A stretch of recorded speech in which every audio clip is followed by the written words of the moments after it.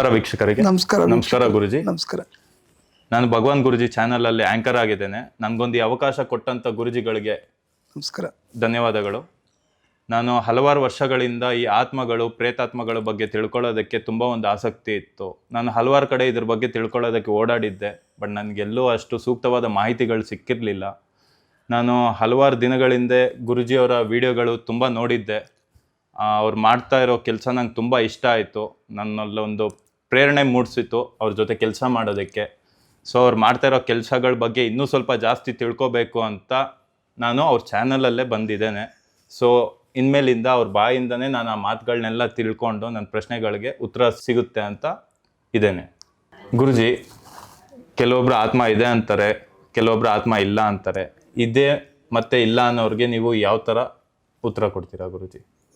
ಒಳ್ಳೆ ಪ್ರಶ್ನೆ ಕೇಳಿದ್ದೀರಾ. ಇದೆ ಅನ್ನೋರಿಗೆ, ಇಲ್ಲ ಅನ್ನೋರಿಗೆ, ಇದೆ ಅನ್ನೋರಿಗೆ ಅವ್ರ ಕಷ್ಟ ಏನು ಅನುಭವಿಸ್ತಾ ಇರ್ತಾರೆ ಅವರೊಬ್ಬರಿಗೆ ಗೊತ್ತಿರ್ತದೆ.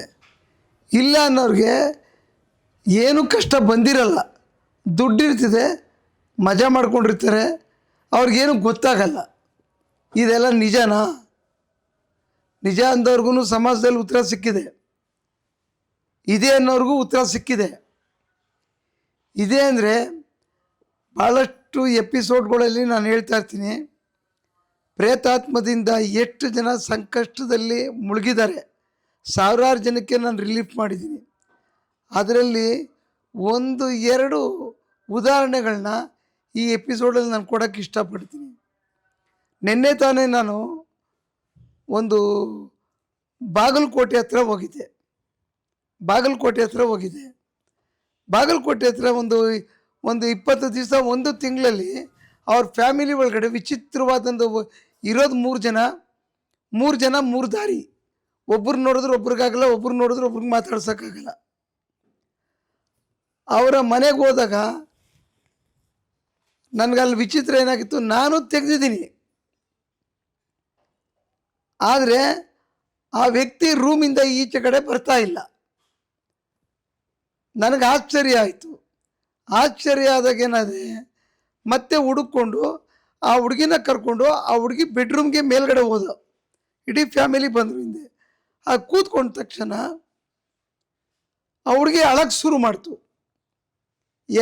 ಏನೂ ಮಾತಾಡಿಸಿಲ್ಲ ಆ ಹುಡುಗಿಗೆ, ಅಳಕ್ಕೆ ಶುರು ಮಾಡಿದಾಗ ಯಾಕಮ್ಮ ಅಂತ ಕೇಳಿದೆ. ಏನೂ ಮಾತಾಡ್ತಾ ಇಲ್ಲ, ಕಣ್ಮುಚ್ಕೊಂಡಿದೆ, ಅಳ್ತಾ ಇದೆ.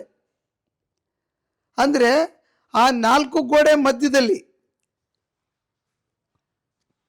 ನಮ್ಮ ಕಣ್ಣಿಗೆ ಕಾಣಿಸ್ತಾ ಇರ್ತಕ್ಕಂಥ ಕೆಲವು ಶಕ್ತಿಗಳು ಅಲ್ಲೇ ಅಡಿಗೆ ಕೂರ್ತಿರ್ತದೆ. ಅದು ಆ ಹುಡುಗಿನ ಬಿಟ್ಟು ಈಚೆಗೆ ಬರ್ತಾ ಇರಲ್ಲ. ಹುಡುಗಿ ಬಾಡಿ ಒಳಗಡೆ ಇಲ್ಲ, ಬಾಡಿಯಿಂದ ಹೊರಗಡೆ ಇದ್ದು ಆ ಹುಡುಗಿಗೆ ಹಿಂಸೆ ಕೊಡ್ತಾ ಇರ್ತದೆ, ರೂಮಿಂದ ಈಚೆಗೆ ಬರ್ತಾ ಇರೋದಕ್ಕೆ.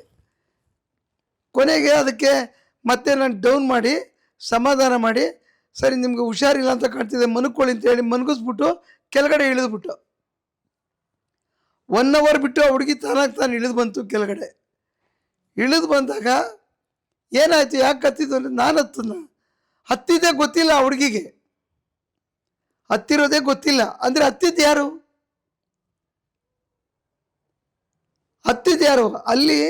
ಅಲ್ಲೇ ಅಡಗಿರ್ತಕ್ಕಂಥ ಒಂದು ಕೆಟ್ಟ ಆತ್ಮ ಎಲ್ಲಿ ಹಿಡಿದು ಬಿಡ್ತೀನಿ ಅನ್ನೋ ಭಯಕ್ಕೋಸ್ಕರ ಅದು ಅಳಕ್ಕೆ ಶುರು ಮಾಡ್ತು. ಕೊನೆಗೆ ಲಾಕ್ ಮಾಡ್ಕೊಂಡು ಏನು ಮಾಡಿದೆ, ನಾನು ನೋಡಿಕೊಂಡು ಫೋಟೋಸ್ ತೊಗೊಂಡು ಬಂದ್ಬಿಟ್ಟೆ. ಬಂದ ಮೇಲೆ ಬೆಂಗಳೂರಿಂದ ಅದನ್ನು ಆಪ್ರೇಟ್ ಮಾಡಿ ಅದೇ ಮಂಚುತ್ತಾವಿರ್ತಕ್ಕಂಥದ್ದು ತಪ್ಪಿಸ್ಕೊಂಡಿದ್ದಂಥ ಒಂದು ಆತ್ಮನ ಲಾಕ್ ಮಾಡಿದ್ದೀನಿ. ಯಾಕಂದ್ರೆ ಆತ್ಮ ಅನ್ನೋದು ಕಣ್ಣು ಕಾಣಿಸಲ್ಲ. ಎಲ್ಲರೂ ಏನು ಹೇಳ್ತಾರೆ, ನಮ್ಮ ಕಣ್ಣಿಗೆ ತೋರಿಸಿ ಅಂತಾರೆ. ಎಲ್ಲಿ ತೋರಿಸೋದು? ಇದುವರೆಗೂ ನೋಡಿರೋರು ಯಾರೂ ಇಲ್ಲ. ಒಂದು ಕ್ಯಾಮ್ರಾ ಮುಖಾಂತರ ನೈಟಲ್ಲಿ ಎಲ್ಲೋ ಒಬ್ಬ ವ್ಯಕ್ತಿ ಓಡಾಡ್ತಕ್ಕಂಥದ್ದು ಕಾಣಿಸ್ತದೆ, ಬೆಳ್ಳಕ್ಕೆ ಕಾಣುತ್ತೆ, ಅದನ್ನು ಗ್ರಾಫಿಕ್ಸ್ ಅಂದ್ಬಿಡ್ತಾರೆ, ಇದು ಅಂತಾರೆ.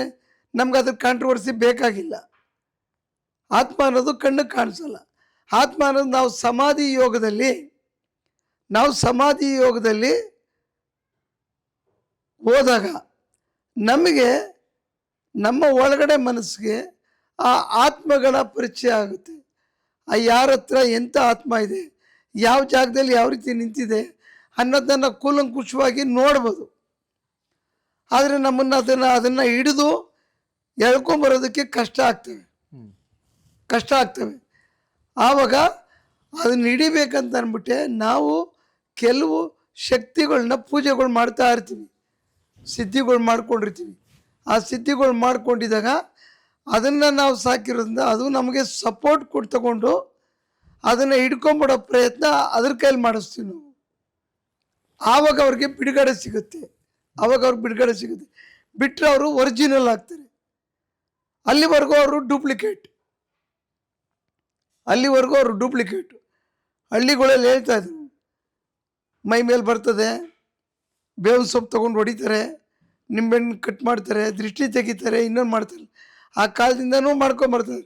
ಇದೆಲ್ಲ ಬೆಳೆದಂಗೆ ಶಕ್ತಿಗಳನ್ನ ಸಂಪಾದನೆ ಮಾಡ್ದಂಗೆ ನಾವು ಹೊಸ್ದಾಗಿ ಕಂಡಿಡಿದು ಸಾವಿರಾರು ಕೇಸ್ಗಳನ್ನ ನಾವು ಅಟೆಂಡ್ ಮಾಡಿದಾಗ ನಮ್ಮ ಅನುಭವಕ್ಕೆ ಬಂದಿದ್ದನ್ನ ನಾನು ಹೇಳ್ಬೋದು. ಐತೆ ಇಲ್ಲ ಅನ್ನೋದನ್ನ ನಾನು ಪ್ರೂವ್ ಮಾಡಿಬಿಟ್ಟಿದ್ದೀನಿ.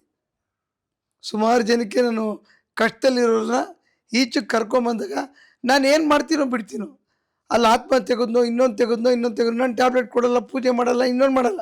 ಬಟ್ ಅವ್ರು ಚೆನ್ನಾಗಾದ್ರು ಅನ್ನೋಕ್ಕೆ ಹೆಂಗೆ? ನಾನು ಕೌನ್ಸ್ಲಿಂಗೂ ಮಾಡಲ್ಲ ಅದನ್ನು. ಚೆನ್ನಾಗಾದ್ರು ಅಂದ ತಕ್ಷಣ ಅಲ್ಲಿ ಏನೋ ಇತ್ತಲ್ಲ, ಏನಿತ್ತು, ಏನು ತೆಗೆದೆ? ಇದು ಮನುಷ್ಯನಿಗೆ ಗೊತ್ತಿಲ್ಲದೆ ಇರೋದು, ಗೊತ್ತಿರೋದು. ನಮಗೇನೋ ಆಗ್ತಾ ಇದೆ ಅಂದರೆ ನಮ್ಗೆ ಹಿಂಸೆ, ಬಿದ್ದು ಒದ್ದಾಡ್ತಾ ಇರ್ತೀವಿ, ರಾತ್ರಿ ಎಲ್ಲ ನಿದ್ದೆ ಬರಲ್ಲ, ಬೆನ್ನೋವು, ಸಂಕಟ, ಹಾಸ್ಪಿಟ್ಲಿಗೆ ಹೋಗ್ತೀವಿ, ಪೂಜೆ ಮಾಡಿಸ್ತೀವಿ, ದೇವಸ್ಥಾನಕ್ಕೆ ಹೋಗ್ತೀವಿ, ಎಲ್ಲೋದ್ರೂ ಏನು ಬಿಡುಗಡೆ ಸಿಗಲ್ಲ. ಸೊ ನಾವು ತೆಗೆದ್ಮೇಲೆ ಫ್ರೀ ಆಗುತ್ತೆ. ಹೆಂಗಾಗುತ್ತೆ? ನಾವೇನು ಮಾಡಿರ್ತೀವಿ? ಇದು ನಮಗೆ ಕಣ್ಣಿಗೆ ಕಾಣಿಸೋದು. ಕಣ್ಣಿಗೆ ಕಾಣಿಸ್ದೇ ಇರ್ತಕ್ಕಂಥದ್ದು ಇದೆಲ್ಲ ಇದೆಯಾ, ಇದೆಲ್ಲ ನಿಜನಾ? ಎಷ್ಟೋ ಜನ ಇವತ್ತು ಇದನ್ನು ವಾದ ಮಾಡಿದವರು ಇದರಲ್ಲೇ ಮುಳುಗೋಗಿ ಇದರಲ್ಲೇ ಸತ್ತೋಗಿದ್ದಾರೆ. ಅವ್ರ ಟೈಮ್ ಚೆನ್ನಾಗಿರ್ತದೆ, ವಾದಗಳು ಮಾಡ್ತಾ ಇರ್ತಾರೆ. ನಮ್ಗದು ಬೇಕಾಗಿಲ್ಲ, ಅವ್ರ ಮನ್ಸಿಗೆ ಬಂದಿದ್ದು, ಅವ್ರ ಇಷ್ಟ ಅದು. ನಾವೇನು ಇದನ್ನು ನಂಬಿ ಅಂತ ನಾವು ಹೇಳಬೇಕಾಗಿಲ್ಲ. ಯಾರು ಬಿದ್ದು ಒದ್ದಾಡ್ತಿರ್ತಾರೆ, ಕಷ್ಟದಲ್ಲಿರ್ತಾರೆ ಅಂಥವರು ಹುಡ್ಕೊಂಬರ್ತಾರೆ. ಸಾವಿರಾರು ಜನಕ್ಕೆ ಉಪಕಾರ ಮಾಡಿದ್ದೀವಿ, ಉಪಕಾರ ಆಗಿದೆ. ಅರ್ಥ ಆಯ್ತಾ? ಇದು ಕಣ್ಣಿಗೆ ಕಾಣಿಸೋದು, ಕಣ್ಣಿಗೆ ಕಾಣಿಸ್ದೇ ಇರೋದು, ಪ್ರೇತಾತ್ಮಗಳಿಂದ ಮನುಷ್ಯನಿಗೆ ಆಗ್ತಕ್ಕಂಥ ತೊಂದರೆಗಳು. ಅರ್ಥ ಆಯ್ತಾ? ಇದರಲ್ಲಿ ನಾನಾ ಥರ ಹಲವು ಕಾಯಿಲೆಗಳು ಬರ್ತವೆ. ಹಣ ಕಳ್ಕೊಳ್ತಾರೆ, ಹ್ಯಾಂಗ್ ಮಾಡ್ಕೊಳ್ತಾರೆ, ಡೈವರ್ಸ್ಗೆ ಹೋಗ್ತಾರೆ, ಭಾಳಷ್ಟು ವಿಧಾನಗಳಿದ್ದಾವೆ. ಆ ಆತ್ಮ, ಆ ಬಾಡಿಲಿರ್ತಕ್ಕಂಥ ಕೆಟ್ಟ ಆತ್ಮ ಏನೇನು ಕಷ್ಟ ಅನುಭವಿಸ್ತಾ ಇರ್ತವೆ ಅಷ್ಟನ್ನು ಬಾಡಿಗೆ ಕೊಟ್ಟಿದ್ದಾಗ ಆ ಕಷ್ಟಗಳನ್ನ ಅವರು ಅನುಭವಿಸ್ತಾ ಇರ್ತಾರೆ. ಅದನ್ನು ತೆಗೆದಾಗ ಆ ಕಷ್ಟದಿಂದ ಈಚೆಗೆ ಬರ್ತಾರೆ, ಚೆನ್ನಾಗಾಗ್ತಾರೆ. 24 ಗಂಟೆ, 48 ಗಂಟೆ, 3 ದಿನ, ಅಮ್ಮಮ್ಮಂದ್ರೆ ಹೆಚ್ಚು ಅಂದರೆ 6 ದಿನ, 7 ದಿವಸದೊಳಗಡೆ ನಾನು ಸಾಕಷ್ಟು ಜನಕ್ಕೆ ನಿವಾರಣೆಗೆ ದಾರಿ ಮಾಡಿಕೊಟ್ಟಿದ್ದೀನಿ. ಬಿದ್ದು ಒದ್ದಾಡ್ತಾ ಇರ್ತಾರೆ, ಅವ್ರಿಗೆ ಏನಾಗೈತೆ ಅಂತಲೇ ಗೊತ್ತಾಗಲ್ಲ. ಆದರೆ ಮೆಡಿಕಲ್ ಗ್ರೌಂಡ್ಗಳಲ್ಲಿ ಏನು ಉತ್ತರ ಸಿಗಲ್ಲ ಇದಕ್ಕೆ. ಯಾಕೆ ಅಂತಂದರೆ ಎಷ್ಟೋ ಜನ ಡಾಕ್ಟ್ರುಗಳೇ ಅವ್ರಿಗೆ ಅರ್ಥ ಆಗದೆ ನನ್ನ ಹತ್ರ ಬಂದಿದ್ದಾರೆ. ಭಾಳಷ್ಟು ಕೇಸ್ಗಳು ಅಟೆಂಡ್ ಮಾಡಿದ್ದೀನಿ. ಯಾಕಂದ್ರೆ ಇವೆಲ್ಲ ಸೈನ್ಸ್ಗೆ ಸಿಕ್ಕಲ್ಲ, ಸ್ಕ್ಯಾನಿಂಗ್ಗೆ ಸಿಕ್ಕಲ್ಲ. ನಾವಿದನ್ನು ಪ್ರೇತಾತ್ಮ ಅಂತ ಅಂದ್ಬಿಟ್ಟು ಸ್ವಾಮೀಜಿಗಳು ತಾಯ್ತ ಕಟ್ತಾರೆ, ಏನೋ ಅವ್ರು ತಿಳಿದಿರೋದು ಮಾಡ್ತಿರ್ತಾರೆ. ಸೊ ಅದರಿಂದ ಅಷ್ಟು ಸುಲಭವಾಗಿ ಜಲ್ದಿ ಈಚೆಗೆ ಬರಲ್ಲ. ಆತ್ಮ ಒಂದು ಸರಿ ಹೋಗೋದು ಮಾತ್ರ ಗೊತ್ತು ಒಳಗಡೆ, ಆದರೆ ಈಚೆಗೆ ಬರೋದಕ್ಕೆ ಯಾವುದೇ ಕಾರಣಕ್ಕೂ ಅದ್ರ ಕೈಲಿ ಶಕ್ತಿ ಇರಲ್ಲ. ಯಾವುದೋ ತುಂಬ ಪುಕ್ಲಿರೋ ಆತ್ಮಗಳು ದೇವಸ್ಥಾನಕ್ಕೆ ಹೋದಾಗ ಬಂದ್ಬಿಡ್ತವೆ ಈಚೆಗೆ, ಬಚಾವ್ ಅವರು. ಇಲ್ಲ ಕೆಲವೇನು ಮಾಡ್ತವೆ, ಸ್ಟ್ರಾಂಗಾಗಿ ಕೂತ್ಕೊಳ್ತವೆ, ಈಚೆಗೆ ಬರಲ್ಲ. ಆ ಬರದೇ ಇರ್ತಕ್ಕಂಥವು ವಿಧಿ ಇಲ್ಲ ಅಂತ ಈ ಮೈಂಡನ್ನು ವರ್ಕ್ ಮಾಡಿ ನಮ್ಗೆ ಇಲ್ಲದೇ ಇರೋ ಕಾಯಿಲೆಗಳು, ಇಲ್ಲದೇ ಇರೋ ರಸ್ತೆಗಳನ್ನ ತೋರಿಸ್ಕೊಂಡು ಹೋಗ್ತವೆ. ಇದಕ್ಕೆ ನಾವು ಎಲ್ಲೂ ಉತ್ತರ ಸಿಗಲ್ಲ, ಏನೂ ಮಾಡಲ್ಲ. ಯಾಕಂದರೆ ಎಲ್ಲ ಕಡೆ ಹೋಗಿ ಫೇಲ್ಯೂರ್ ಆಗಿ ಬಂದಿರೋರೇ ನನ್ನ ಹತ್ರ ಭಾಳಷ್ಟು ಜನ ಇದ್ದಾರೆ. ಯಾಕಂದರೆ ಈ ಆತ್ಮ ಕಣ್ಣಿಗೆ ಕಾಣಿಸ್ದೆ ಒಬ್ಬ ಮನುಷ್ಯನ ಕಂಟ್ರೋಲ್ ಮಾಡ್ತಕ್ಕಂಥ ಕೆಪಾಸಿಟಿ ಜಾಸ್ತಿ ಇರ್ತದೆ. ನೋಡಿ ವೀಕ್ಷಕರೇ, ಆತ್ಮ ಇದೆ ಮತ್ತು ಇಲ್ಲ ಅನ್ನೋರಿಗೆ ಉತ್ತರ ಸಿಕ್ಕಿದೆ ಅಂತ ಅನ್ಕೋತಾ ಇದ್ದೀನಿ. ಇನ್ನು ಇದ್ರ ಬಗ್ಗೆ ಮುಂದಿನ ಎಪಿಸೋಡ್ಗಳಲ್ಲಿ ಇನ್ನೂ ಮಾತಾಡ್ತಾ ಇರ್ತೀವಿ. ದಯವಿಟ್ಟು ನಮ್ಮ ಜೊತೆಗಿರಿ. ನಮಸ್ಕಾರ. ನಮಸ್ಕಾರ.